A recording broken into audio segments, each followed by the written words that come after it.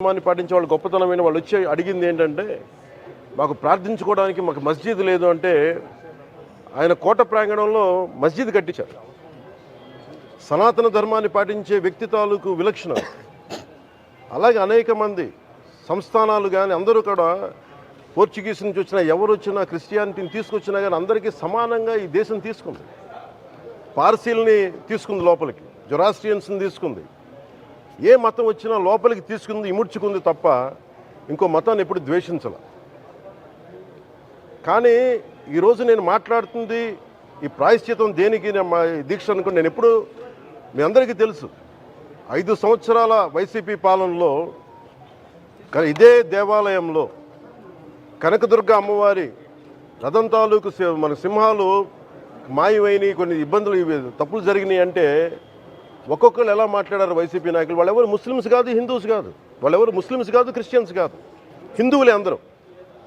పొద్దున్న లేస్తే తాళ్ళు కట్టుకునేవాళ్ళు, బొట్లు పెట్టుకునేవాళ్ళే. కానీ ఒక తప్పు జరిగింది, ఒక అపవిత్రం జరిగింది అంటే పదవులు అనుభవిస్తూ ఉన్నవాళ్ళు, పొద్దున లేస్తే గుళ్ళకి వెళ్ళేవాళ్ళు, వీళ్ళు అపహాస్యం చేస్తూ ఉన్నారు, వీళ్ళు వెటకారం చేస్తూ ఉన్నారు.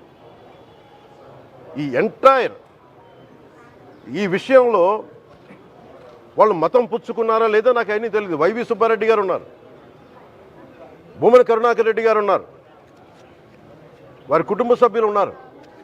ఎవరైనా సరే మీరు మతం పుచ్చుకున్నారా లేదా నాకు తెలియదు. అవన్నీ అది మీ బయటికి చెప్పుకుంటారా లేదు నాకు తెలియదు.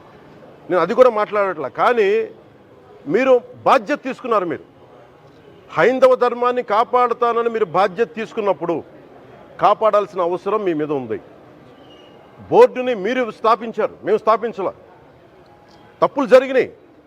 తప్పులు జరిగితే వైఎస్ జగన్ గారు ఏం చెప్పాలి? ఒకవేళ నాకు తెలియకుండా మేము ఆయన బ్లేమ్ చేయట్లా. కానీ మీ ఆధ్వర్యంలో జరిగింది, మీరు కాన్స్టిట్యూట్ చేసిన బోర్డు వల్ల జరిగిన తప్పిదాలు ఇవి, మేము ఇవి కనుగొన్నాం. ల్యాబ్ టెస్టులు ఇవన్నీ మేము ఆటలాడతామా? ఇవన్నీ బాధ్యత లేదా?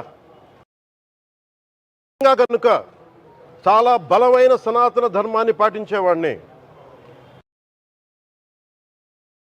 దాకా మా ఇంట్లో రామనామం ఉండేది, రామ జపం ఉండేది మా ఇంట్లో.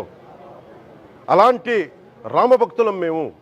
కానీ రామతీర్థం విగ్రహాన్ని, రాముడి విగ్రహాన్ని శిరచ్ఛేదం జరిగినప్పుడు ఒక సగటు సనాతనవాదిగా, సగటు హిందువుగా బయటకు వచ్చి చాలా గొడవలు చేయగల సత్తా ఉన్నవాడిని గుర్తుపెట్టుకోండి.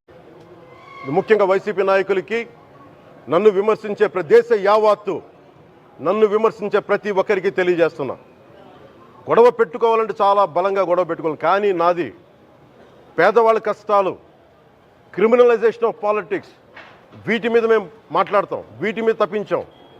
ప్రజలు బాగుండాలి, కాన్స్టిట్యూషన్ వాల్యూస్ని అప్హోల్డ్ చేయాలి, రాజ్యాంగం బాగుండాలి, వీటి కోసం తపన పడేవాళ్ళం. కానీ సెక్యులరిజం పేరు మీద, secularism is not one way, it's 2 way. Secularism అంటే కూర్చోబెట్టి ఒక్క సైడ్ నుంచి వచ్చేది కాదు, అన్ని సైడ్ నుంచి రావాలి. ఇది చాలా ఆవేదన కలిగిస్తుంది. కొన్ని దశాబ్దాలుగా చూస్తున్నారు ప్రతి హిందువు. దీంట్లో మిగతా మతాల ప్రస్తావన కంటే కూడా నేను ఎక్కువ ప్రస్తావన చేస్తుంది. హిందూ ధర్మాన్ని పాటించి, వాళ్ళ వ్యక్తిగతంగా పాటించి బయటకు వచ్చేటప్పటికి మీడియా వారి కోసమో లేదంటే ఇంకొంత ఎవరైనా సాటిస్ఫై చేయడం కోసం తెలియదు, కానీ సాటి హిందువులు తోటి హిందువులను తిడుతూ ఉన్నారు. ఇది చాలా ఆక్షేపణీయం. దీంట్లో నేను ముస్లిమ్స్ నిందించట్లా, అది క్రిస్టియానిటీ నిందించట్లా. కానీ బాధ్యత తీసుకున్న హిందువుల్ని నేను నిందిస్తున్నాం. బాధ్యత మీది.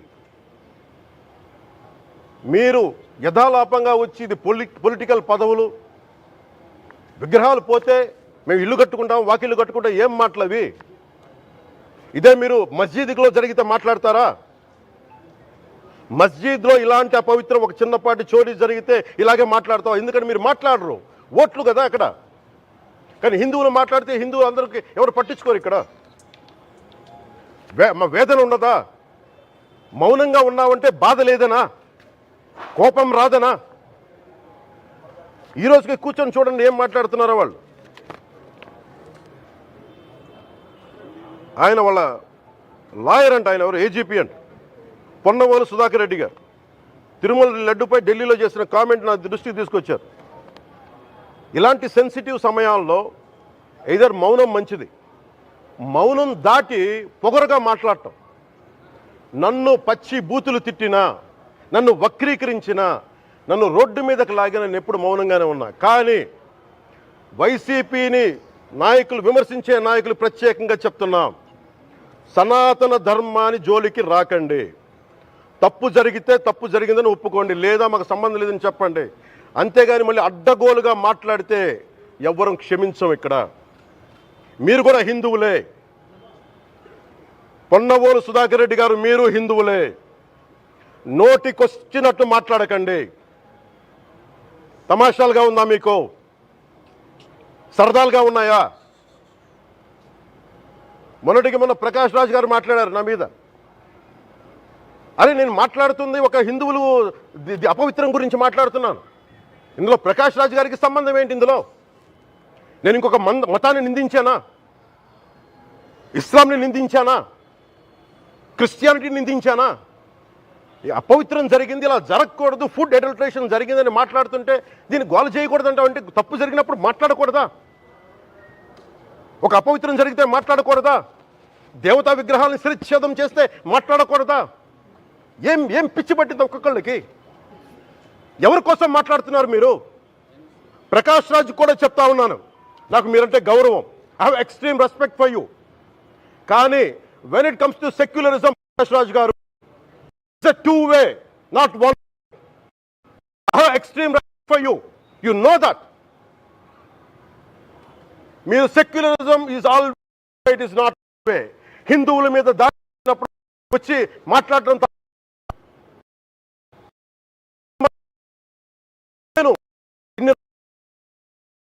మంది కౌలు రైతులకు ఇచ్చాను, ఎంతమంది ముస్లిం ఇస్లాం రైతాంగానికి ఇచ్చాను నేను. ఇదే ఎన్ని మద్రాసాలకి డబ్బులు ఇచ్చాను నేను, 25 లక్షలు 30 లక్షలు ఇచ్చాను, నేను ఇచ్చినవాడిని. నేను నాకు అన్యమతం ఇస్లాం మీద గౌరవం ఉన్నవాడిని, క్రిస్టియానిటీ మీద గౌరవం ఉన్నవాడిని, చిన్నప్పటి నుంచి కూర్చొని మిషనరీ స్కూల్లో చదువుకున్నవాడిని. నా టీచర్ చెప్పే సూక్తి, తను తగ్గించుకున్నవాడు హెచ్చింపబడిని చెప్పి బైబుల్ సూక్తిని ప్రతిసారి కోట్ చేస్తూనే ఉంటాను. ఇది నా గౌరవం, ఇది నేను చూపించే గౌరవం. మీరు మాట్లాడితే కూర్చొని నేను పాటించే ధర్మానికి అపవిత్రం జరిగినప్పుడు మాట్లాడకూడదు, మౌనంగా ఉండాలి. సెక్యులరిజంకి విఘాతం అంటే ఏంటి? సెక్యులరిజంకి విఘాతం నా ఇంటి మీద దాడి జరిగినప్పుడు నేను మాట్లాడకూడదా? నా ఇల్లు 10 మందికి ఆశ్రయం ఇస్తుంది. నా సనాతన ధర్మం అన్ని ధర్మాలకి ఆశ్రయం అయితే దానికి దాడి జరిగినప్పుడు, దాని మీద అపవిత్రం జరిగినప్పుడు దానికి కూడా మాట్లాడకూడదంటే ఏం మాట్లాడాలి మీతోటి? ప్రకాష్ రాజ్ గారు, you have to learn your lessons. I respect you. It's not just Prakash Raj Garu, all the people who thinks in the name of secularism, you're going haywire. Let me tell you guys, we are extremely hurt. Don't make a mockery out of our sentiments. We are deeply, deeply hurt. It's not fun for you, maybe it might be fun for you. It is not fun for us. It's a deep anguish, deep pain. Don't you ever forget. Before you come and think 100 times and talk about Sanatana Dharma. Enough of this. చాలు. ఇష్టానికి మాట్లాడుతూ ఉన్నారు సనాతన ధర్మం మీద. అయ్యప్ప స్వామి మీద మాట్లాడతారు, సరస్వతి దేవి మీద మాట్లాడతారు. అల్లా మీద మీరు మాట్లాడగలరా? మహమ్మద్ ప్రవక్త మీద మీరు మాట్లాడగలరా? జీసస్ మీద మీరు మాట్లాడగలరా? అందరూ కూర్చొని సనాతన ధర్మం మీద, వినాయకుడి మీద జోకులు వేస్తారు, దుర్గాదేవి మీద జోక్స్ వేస్తారు, సరస్వతి దేవి మీద జోక్స్ వేస్తారు. మా మనోభావాలు గాయపడవా? మాకు బాధ ఉండదా? అందుకే నేను ప్రతిపాదించింది ఏంటంటే, ప్రతి దానికి రావలేకపోతున్నాం. సనాతన ధర్మ రక్షణ board is order of the day.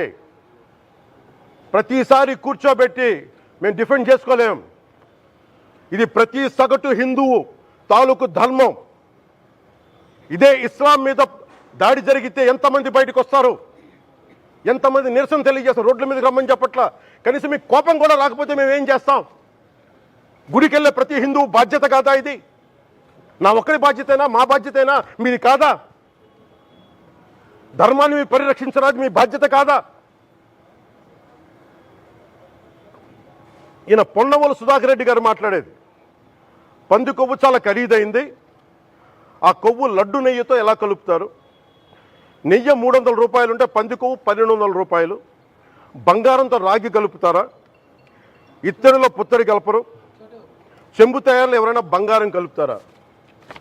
మదమెక్కిన మాటలు పొన్నవోలు సుధాకర్ రెడ్డి గారు. మదమెక్కి వస్తే ఇట్లాంటి మాటలే వస్తాయి. మీరు నా మీద కోర్టులో కేసులు వేసుకుంటారో ఏమి చేసుకుంటారో చెప్తా. మీరు ఏజీపీలు కదా, మీ దగ్గర వేల కోట్ల డబ్బులు ఉన్నాయి కదా, వేసుకోండి కోర్టులో, చెప్పండి. సనాతన ధర్మానికి నోటికొచ్చినట్టు మాట్లాడితే మిమ్మల్ని అందరినీ రోడ్ల మీదకి లాగుతాం, గుర్తుపెట్టుకోండి. తప్పు జరిగింది, ప్రాయశ్చిత్తం చేసుకోండి, లేదంటే మౌనంగా మాట్లాడకుండా ఉండండి అంతే. మా మనోభావాలు ఇంకా రెచ్చగొట్టేలా మాట్లాడొద్దు. భూమన కరుణాకర్ రెడ్డి గారు మాట్లాడతాను నేను వెళ్ళి హై డ్రామా. రాజకీయ మనసు ఉన్న వాళ్ళు అత్యంత దారుణంగా ప్రవర్తిస్తున్నారండి. లడ్డు కలుషితమైంది అంటున్నారు. కల్తీ నెయ్యితో తప్పు చేసి ఉంటే సర్వనాశనం అయిపోతాం, రక్తం కక్కుని చచ్చిపోతాం. మీ నాశనం మొదలైంది. రెండోది అది భగవంతుడికి వదిలేస్తున్నాను. వైవి సుబ్బారెడ్డి గారు విచారణకి రావాలంటే రికార్డులు ఆయనకి ఇవ్వాలంట. మీరు ప్రభుత్వంలో రికార్డులు మాకు ఇచ్చారా? మాకు ఏం మాట్లాడుతున్నారు మీరు? మీరు కూడా విచారణకు సిద్ధంగా అండి. అసలు ఈవో ధర్మారెడ్డి గారు, ఆ మనిషి గాయం. ఈరోజు దాకా లేడాయన, ఈరోజు దాకా మళ్ళీ కనిపించలా. ధర్మారెడ్డి గారు, నేను మిమ్మల్ని చూశాను ఆ రోజున. నేను దర్శనానికి వచ్చినప్పుడు మీరు అందరూ ఎలా ప్రవర్తించారో నాకు తెలుసు, నేను చూశా. తిరుమలని ఇష్టారాజ్యంగా చేశారు, అది వ్యాపార కేంద్రంగా చేశారు, ఆధ్యాత్మిక కేంద్రం నుంచి పర్యాటక కేంద్రంగా చేశారు అది. ఇదే మీరు మక్కాకి వెళ్తే ఇలాగే ప్రవర్తిస్తారా? మీరు ఒకసారి మక్కాను చూసి నేర్చుకోండి. ఇస్లాంని పాటించే ప్రతి ముస్లిం ఎంత పవిత్రంగా పాటిస్తాడో చూడండి. అక్కడ అథారిటీస్ని అడగండి. ఒక చిన్నపాటి మస్జిద్కి వెళ్తే ఎంత పవిత్రంగా చూసుకుంటారో చూడండి. ధర్మారెడ్డి గారు, మీరు హిందువులా? మీ ఇష్టానికి మీరు చేసేసుకుంటారా? మీ బిడ్డ చనిపోయాడు, చనిపోయిన కనీసం 11 రోజులు లోపలికి రాకూడదంటే ఈ లోపల వచ్చేస్తారా మీరు? మేము మర్చిపోయామనుకుంటున్నారా?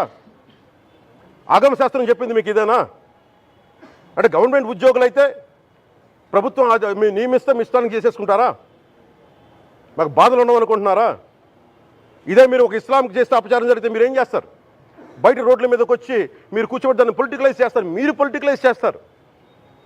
నేను నిజంగా చెప్తున్నా, జగన్మోహన్ గారికి కూడా చెప్తున్నా, మీరే కనుక నేనే కనుక సనాతన ధర్మం మీద పోరాటం చేయాలని నన్ను ఆపేవాళ్ళు ఎవరు లేరు ఈ దేశంలో, గుర్తుపెట్టుకోండి. నేను కనుక సనాతన ధర్మం కోసం నేను పోరాటం చేస్తే చచ్చిపోవడానికి సిద్ధం నేను. కానీ నేను అక్కడి దాకా తీసుకెళ్ళిన విషయాలు, దానికి నిదర్శనమే రాముల వారి విగ్రహం శిరిచ్ఛేదం జరిగినప్పుడు ఒక్క మాట మాట్లాడకుండా చెప్పి కూర్చున్నాను. ఆ తెలివితేట లేక మీ ప్రభుత్వాన్ని కిందకి తీసుకొచ్చి అధాపాతాలను తొక్కిన మేము మాకు శక్తి లేదనుకుంటున్నావా? ఉండవనుకుంటున్నావా? కానీ మేము సమాజాన్ని కలిపి ఉంచాలని వ్యక్తులం తప్ప విడగొట్టాలని వ్యక్తులం కాదు మేము, గుర్తుపెట్టుకోండి. అలాగే ఈరోజు నుంచి ప్రజలందరికీ కూడా చెప్తున్నా, అన్ని మతాలని మేము గౌరవించేది ఈ నేల. ఒక జనసేన పార్టీ అని కాదు, తెలుగుదేశం పార్టీ అని కాదు. మీరు ఏ పార్టీలకు సంబంధించిన వైసీపీలో ఉన్న హిందువులందరూ ఏం చేస్తున్నారు? మీరందరూ పోటీ పడ్డారు కదా తిరుమలకి వెళ్ళడానికి. మీరు మర్చిపోయారు, ఇందులో ఈ పాపం మీకు కూడా వస్తుంది, ఈ పాపం మీకు కూడా తగులుద్ది. మీ మౌనం కూడా మొత్తం జాగ్రత్త, తరాలు నాశనం అయిపోతాయి. మీ మౌనం మంచిది కాదు. ఇది ఒక వెంకటేశ్వరుడికి జరిగింది కాదు, భగవంతుడికి, నిరాకారుడు, ఆయనకి ఇవేం పట్టవు. మనం నమ్ముకొని ఆయనకి వెళ్తున్నది, మనకి బాధ్యత ఇది. ఇంకా ప్రతి ఒక్కరు దీన్ని గుర్తుపెట్టుకోండి. చేతులెత్తి వేడుకుంటున్నాను. సగటు హిందూ మీరు సినిమా టికెట్లకు వెళ్ళిపోతారు, అభిమానులు అందరూ. మీరెవరు హిందువులు లేరా? సినిమా టికెట్ల కోసం చించుకుంటారు. సినిమాని మీరు కూర్చోడానికి మీరు మొత్తం మాట్లాడతారు. అందరిని అడుగుతున్నా, మొత్తం భారతదేశపు యావత్తు ఉన్న సినిమా అభిమానులను అడుగుతున్నా, మీరందరూ హిందువులే కదా, అత్యధికులు హిందువులే కదా.